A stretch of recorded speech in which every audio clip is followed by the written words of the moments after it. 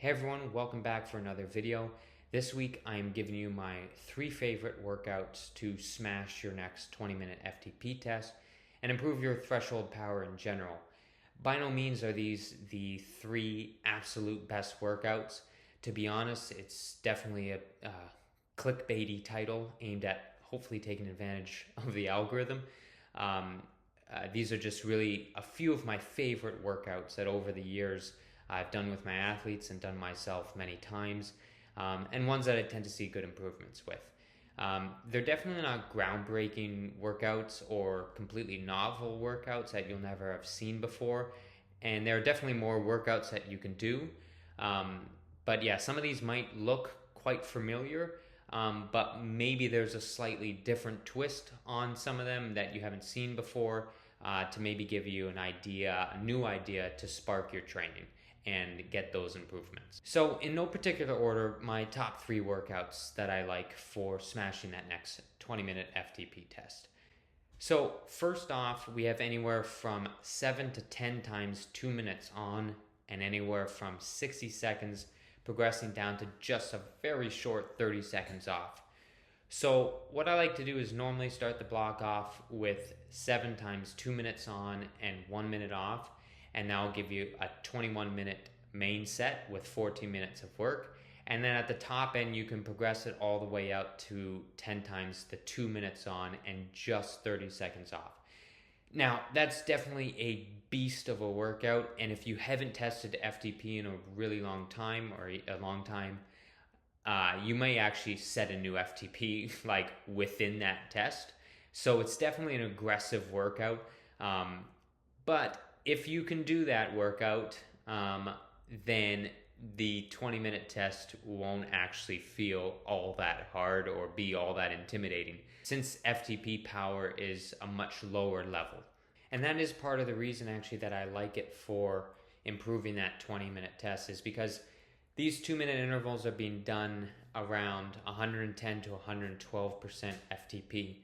And so when you're going at 106% FTP, let's say, for the FTP test, it's quite a bit lower. It's enough of a difference that it should actually feel relatively easy in comparison.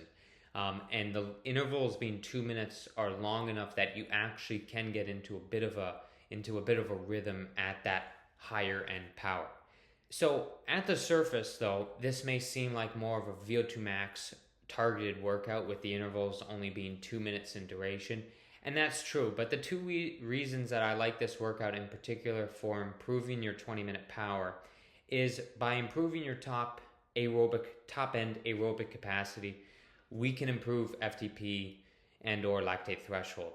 Essentially, if we have an athlete whose lactate threshold, or let's just say FTP for the sake of this, the FTP and lactate threshold are different.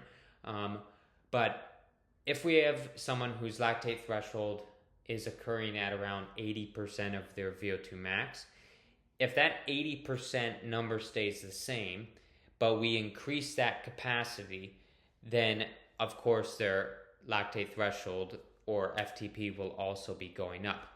And everybody's different, so some people this will have a really big impact working VO2 max on their lactate threshold. Other people it won't have as much of an effect, but improving VO2 max is never a bad thing, and it's always good to have trickle-down effects. So a real-world example of this would be looking at someone like Lionel Sanders.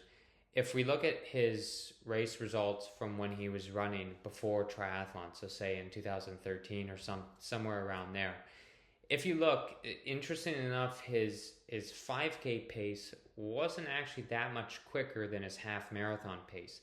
And so for his lactate threshold was probably very close to his VO2 max. So he was able to operate at a very high percentage of that VO2 max. And so if I was giving him intervals or coaching him or something like that at the time, I think his biggest gains wouldn't have been tempo workouts or anything like that. It would have been increasing that capacity, because he was already able to work at such a high percentage of that, say 90 to 95% basically of it. If you look at the times, they're really close. So essentially, if we can take his VO2 max pace from 255 a kilometer to 247 a kilometer, then obviously his pace at LT2 is also going to be going up. If again, even if we keep the percentages the same or his capacity just goes up, then we're working at a lower relative percentage of that max, and so it should feel a little bit easier. Either way, it'd be a good thing. The second reason I like this workout for improving FTP, even though it's more of a VO2 max workout, is that the 2-minute intervals are long enough that you can get into a bit of a rhythm with things. If we were to do, say, 30-15s, a very VO2 max type workout, 30-15s are just too dissimilar from your 20-minute test. They're not really long enough to get into any rhythm with things. But the 2-minute intervals are definitely long enough, and that just 30 seconds of recovery, that's so short that you're never really getting out of rhythm. So I believe it's a really good workout for preparing you for that 20-minute test. The second workout that I like to use to improve your 20-minute power are intervals that start with a really hard surge and then settling into a more steady pace. These are called a number of different things. Primed FTP intervals is one of them. But essentially what we're doing here is we're going to really quickly spike the lactate, heart rate, effort levels, etc. And then we're going to recover at still a pretty high intensity level and work on clearing that lactate. There are a lot of other ways that people kind of think about these workouts. One of the other ways are W prime depleting workouts. W prime is like a fancy kind of word for the anaerobic match. So that big spike, that big hard anaerobic spike that you have in power, that attack power. And the goal here is that we're going to do an effort high enough that we're going to deplete W prime, so deplete your anaerobic capabilities, that match burning capability. And then what that will essentially do is it'll make the steady effort a more pure aerobic effort, and thus increase that steady FTP power. Now, the standard way of doing these intervals are where you do a 30 to 60 second spike at around 120 to 125% FTP, and then settle into around 100 to 102% FTP for around 4 to 5 minutes for the rest of the interval. And so the whole interval should last around 5 to 6 minutes, taking around 2 minutes of recovery to 2.5 minutes of recovery. If you're really good, you could take 90 seconds of recovery.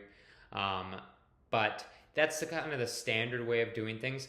The other way that I like to do this workout, and it depends a lot on the person and what their goals are, but something I've found particularly effective for some is where you do an extremely hard surge, so something around 135 to 150% FTP. Take a very short period of more pure recovery and then settle into the steady effort. So the surge and the steady section are not stacked back to back. The two reasons that I like this type of a workout for some people is, for me, for example, the 120% surge isn't really hard enough to really put a dent into my legs. My VO2 max power and system is so well developed. Like 4 to 8 minutes are definitely my best type efforts if we were comparing like all different duration efforts. Like I have done for 4 minutes, 7.5 watts per kilogram. And like on that 4-minute test, that's around 130% FTP. And so doing a 1 minute or even just a 30-second spike at 120%, it's not really hard enough to really make me even really feel it. So I need to go a little bit harder to actually feel like I have some lactate to work through. The other reason that I like doing it for myself and for certain athletes is that 120% FTP isn't normally enough to really break up a group, especially on Zwift. So if I'm looking at my numbers, for example, 120% FTP, we're talking around 7 watts per kilogram. That's not enough to actually separate a group out at all, especially on the flats on Zwift.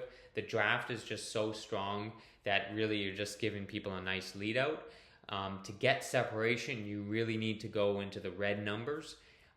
And so this is why doing something more 135 to 155% FTP, now we're talking around 9 watts per kilogram. And that is enough that you can actually start to get a bit of a gap do that little short period of recovery, and then settle into FTP. So the two ways that I do those workouts is where you do a 30-second surge around 150%, 30 seconds easy into the 5-minute steady section, or doing a little bit longer of a version where it's 1 minute around 135%, 30 seconds easy, 10 minutes higher end sweet spot. So the third and final workout are the classic over-unders. It's a similar idea to the primed FTP, where the idea here is we're trying to elevate lactate and then recover at a pretty high intensity still and work to clear that lactate.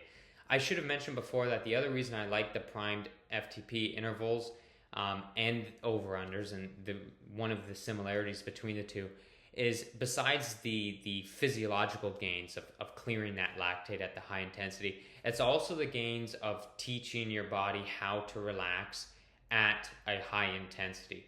So people have a tendency when they're operating near or above FTP, they have a tendency to tense up into the effort. And with these intervals, the goal is really to relax when you're on the under, learn how to relax on the under, stay loose, and really just keep calm at that effort, and you'll find you can put out a lot more power when you do so, just relaxing and just letting that upper body just drape over the handlebars. On apps like Trainer Road, the typical way of doing over-unders are alternating between 95% and 105%. This can work for some people, but I'm not a huge fan of this type of a spread for a couple of reasons. One, 95% and 105% is a little too tight, that it makes it that if you were to do the workout outside, it's almost impossible to make such a subtle shift in power.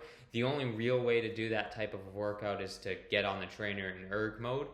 And the other reason is that when you're racing, you're rarely going to see such a subtle shift in power. It's usually going to be well over or well under. It's not usually going to be just a really tight number like that. That might be great for somebody doing a time trial, but in racing, especially like in group racing, like in a Peloton or something like that, or on Swift, you're very rarely going to be just sitting just under or just over. So instead of the typical 95 to 105%, I alternate between 110% and 90%. So it's well over. We're high enough that we're really going to elevate that lactate. And then we're low enough that we should actually be able to legitimately recover and feel relaxed at that power. Going back onto the point about doing it outside, and this is why it depends on the person. Like a lot of these things, it depends on the person. The 105 and 95 may work for some. For example, if you had an FTP of 400 watts, we're talking about 420 and 380, so a 40 watt spread between the two. But if you had an FTP of just 200 watts, now we're talking between 210 and 190, so only 20 watts. And that would be quite difficult to do outside to make such a subtle shift. 110 to 90% is really good to kind of cover all your bases. And as I said, I think it replicates racing a little bit better. So for these, the standard is to go anywhere from around 2 minutes under, 1 minute over, and then progress your way up to being able to go to a 1-to-1. So 1 minute under, 1 minute over. And the intervals should last anywhere from around 9 to 15 minutes, and then around 3-to-1 work to rest. So if it's a 9-minute interval, 3 minutes rest. If it's a 10-minute interval, 3 minutes, 20 seconds rest. So a good starter workout would be something like 3 times 9 minutes, where you're doing 2 minutes under, 1 minute over, and then progress your way up to pretty much the standard of 3 times 10 minutes, doing 1 minute under, 1 minute over, on, as I said, 3 minutes and 20 seconds of recovery.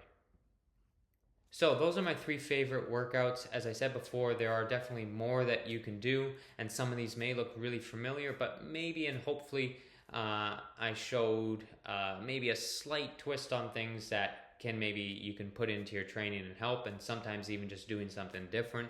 Just the change itself doesn't even matter what it is sometimes that can lead to the gains, and I hope that happens for you.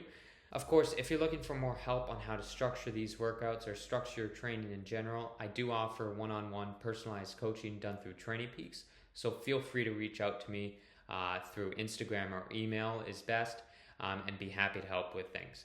As usual, thanks so much for watching, and if you enjoy the video, leave a comment, hit the like button, subscribe, all that jazz, and I'll catch you next time.